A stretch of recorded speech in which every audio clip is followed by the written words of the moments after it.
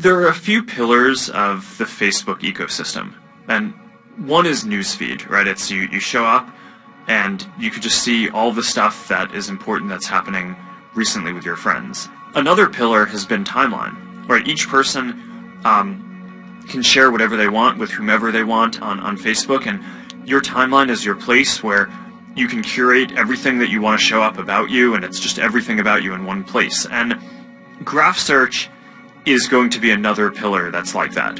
So there's really simple things that people want to do. They want to find all the photos they've liked. They want to find all the photos of two particular people, all the photos of their family. They want to find all of their friends who live in a particular city because they're going to visit there. And those are really hard things to find right now. You have to go to a bunch of different pages, you have to piece all this stuff together, and now it's easy. You know, you can say what you want and you get the results. And in web search, it's very often the case that, if you do a search for, Apple and I do a search for Apple, we're basically going to get the same results. Maybe I'll get like slightly more technical results based on, Apple Computer, and maybe you might care about the fruit a little bit more, but they're not that different from each other. Whereas on Facebook, when you do the same searches, we get completely different sets of results because of the depth of personalization that we do. The types of questions that we can solve are kind of the slightly nuanced and social questions that you wouldn't typically think to ask of a search engine, that you wouldn't typically think that the internet could solve for. There's a lot to be said for taste, like what movie should I go and see? What bands might I like based on the friends that I have? Well, I had a toothache the other day, and so I'm relatively new to the area, so I didn't have a dentist, and looking up dentists that my friends liked was really awesome because I knew I was going to go to someone who knew what they were doing, which she did.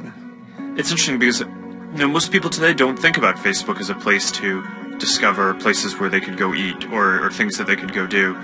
But with this product, I mean, that's just it's so natural to be able to do that. In the past, Facebook has really been primarily about mapping out and staying in touch with and communicating with the people you already know in the real world. But now we're building a product that can also be used to finding people you maybe should know, people who have common interests, people you want to work with. You can find friends of friends who have common interests, friends of friends who are interested in ballroom dancing or in running or hiking.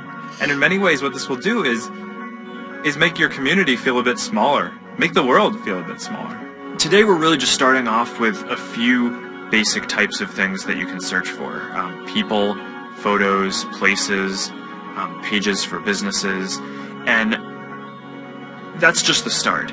We wanted to get this out as early as possible so we could get feedback from users, iterate, make the product better, and get it to a point where we can launch this to everyone. We just view this as a project that we're going to be working on for years and years to come, but as it gets more complete, it's just going to be this amazing resource for a lot of people around the world to use.